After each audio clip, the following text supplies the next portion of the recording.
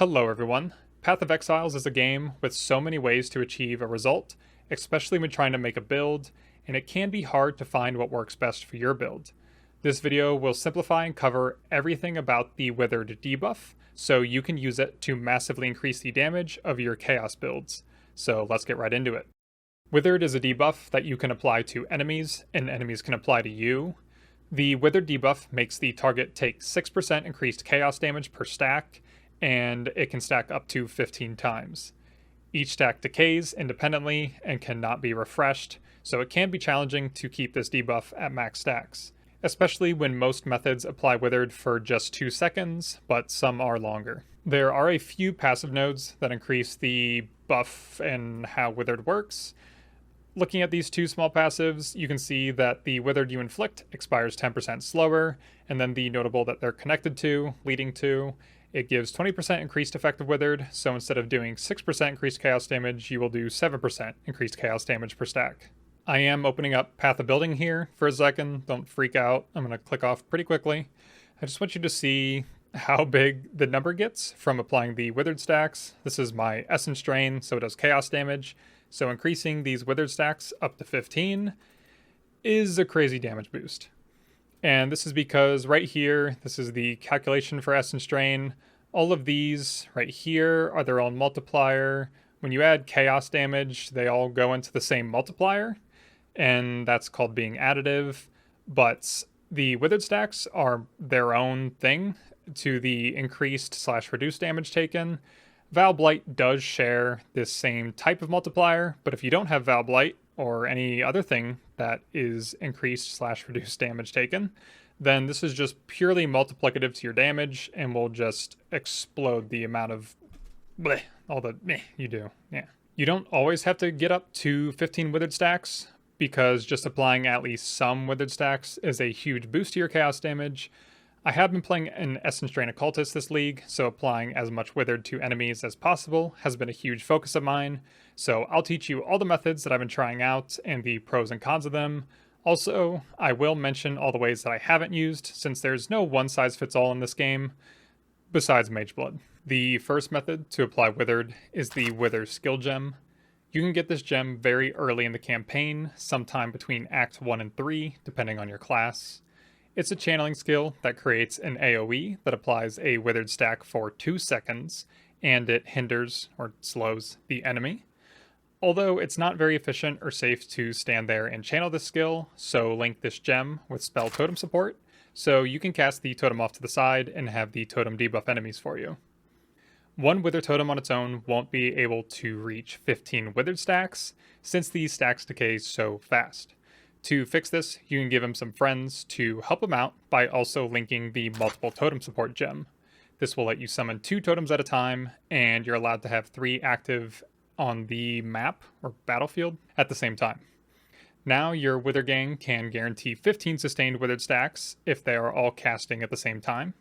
This is an amazing method to apply Withered, since it can be obtained very early on and is cheap as dirt, but it does get tiring always casting totems. Also, totem casting isn't very fast, so when bosses with large AoE and packs of enemies kill totems as soon as you cast them, it can start to feel clunky.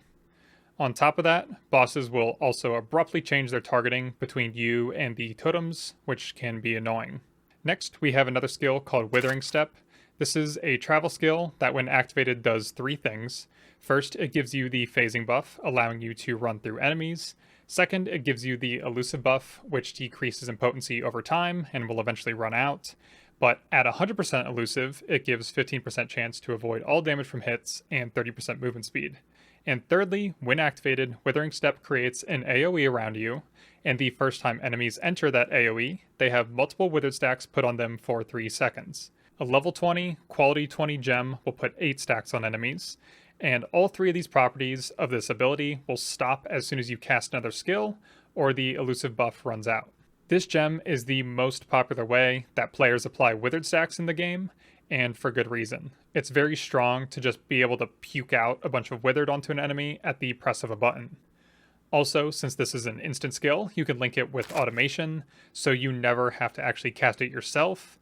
This combo is low investment, but you can spend some divines to improve the combo. Linking enhanced support will increase the amount of withered stacks and increase the cooldown recovery rate by increasing the quality of automation. On my build, I use the Ashes of Stars amulet, giving me 30% more quality to all of my skill gems, so my Withering Step applies 14 withered stacks, and my automation increases my cooldown recovery rate by 13%.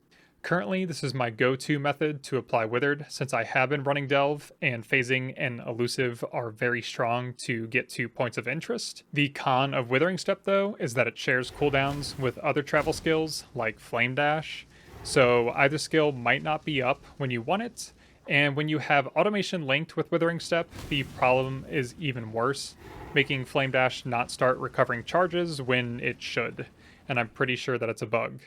Also, there is synergy and anti-synergy with channeling skills, depending on what point of view you're looking at it from, where if you're channeling a skill and activate Withering Step, it doesn't start going on cooldown right away. This does allow you to keep all the buffs while you channel, but if you wanted it to go on cooldown, so you can apply Withered again in a few seconds, you have to stop your channel and start it again to force Withering Step to go on cooldown. So with the two most popular and cheap ways to apply Withered out of the way, and before I go on to the last methods, I wanted to mention that there are two Ascendancy passives that apply Withered. The Occultist Withering Presence inflicts a 15-second long Withered stack to all enemies nearby every second. So if you are nearby an enemy for 15 seconds, they'll be at full Withered stacks until you move away from them. This isn't a total replacement for finding a way to apply Withered though, since it takes such a long time. And next we have the Pathfinder's Nature's Respite Ascendancy passive, which has a 25% chance to apply Withered on hit for 2 seconds, and boosts Withered's effectiveness by 50%, making Withered do 9% increased chaos damage per stack, and this is additive with the Corruption Notable that I talked about earlier, bringing the Withered stack up to 10% increased chaos damage. The last method to apply Withered is a large set of items and passives that let you inflict Withered on hit. First, there are a couple skill gems that have Withered built in, such as Poisonous Concoction and Toxic Rain of Withering. These are generally main skills and not something that you want to slot onto another build that isn't built around these skills. Toxic Rain of Withering's Withered stacks don't state their duration, but they're not permanent. I did test them and they last like 2 seconds or less. Then we have a few items that are specific to melee weapons and attacks, starting with Withering Touch support. This support gem gives the linked attack skill gem a 25% chance to inflict Withered for 2 seconds. Again, this is for attacks and will not affect spell skill gems. Grasping Nightshade is a unique tincture, and during its effect, melee weapon hits will inflict 2 to 3 Withered stacks for 2 seconds. The replica Innsbury Edge Elder Sword is probably one of the coolest looking uniques that I've seen. I'm clearly a fan of purple, hence the Essence Strain Occultist gameplay going on in the background. But along with looks, this weapon innately has 100% chance to inflict Withered for 2 seconds on hit. There is a pair of gloves called Abhorrent Interrogation Ambush Mitts that give a 20 to 25% chance to inflict Withered on hit for 2 seconds, and it adds a new layer to the Withered debuff, where enemies take 4% increased elemental damage from hits for each Withered that you have inflicted on them. The increased elemental damage doesn't replace the increased chaos damage from the Withered stacks, it's in addition to the increased chaos damage. There is a drawback to this effect though, where your hits cannot penetrate or ignore elemental resistances, so this is definitely something that you have to weigh out the opportunity cost of if you're going to use this. Next on hit method is the Unholy Might buff. If you get this buff, it converts all physical damage that you do to chaos, and it gives a 25% chance to inflict Withered on hit. Just like Toxic Rain of Withering, there is no stated duration, but I tested it and it's definitely 2 seconds or less. There are quite a few ways to get this buff, and for the sake of the length and entertainment of the video, I won't go into depth on all the ways to gain the Unholy Might buff, but quickly here's a summary. There's a percent chance to gain the buff on kill from explicit modifiers and a corruption implicit. There's a flask that gives you Unholy Might on its effect. There's a dope unique that makes you the leader of a skeleton battalion. A Necromancer Ascendancy passive to give it to minions. A jank version of that Ascendancy passive on a Cluster Jewel notable. And there's a medium and large cluster jewel notable that gives a % chance to gain Unholy Might on crit. Okay, we're done with Unholy Might and going back to Withered on hit, and we're going to be talking about passive tree jewels. There's a cluster jewel notable called Eternal Suffering that gives 50% chance to inflict Withered on hit for 2 seconds, but only if there are 5 or fewer Withered debuffs on the enemy. Then, the Glorious Vanity Timeless Jewel has possible notables that give 25% chance to inflict Withered for 2 seconds on hit. I really wish I could have made this one work on my build, but I needed my Timeless Jewel for maximum resistances. The Glorious Vanity Timeless Jewel completely changes passives in its radius, so it can be hard to make work.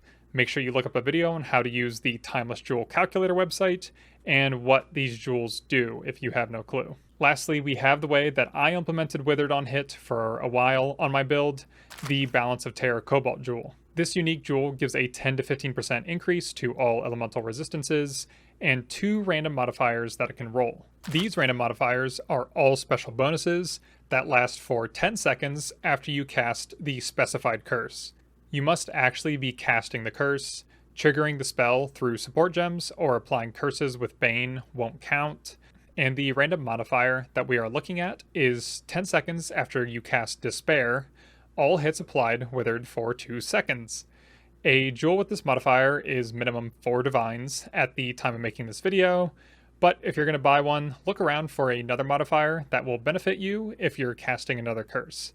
I like Enfeeble, it will nullify crits, and if you do Delirium content, you'll love Temporal Chains, preventing your action speed from going below minimum. So you've heard me say on hit many times now, but what if your build doesn't hit very much?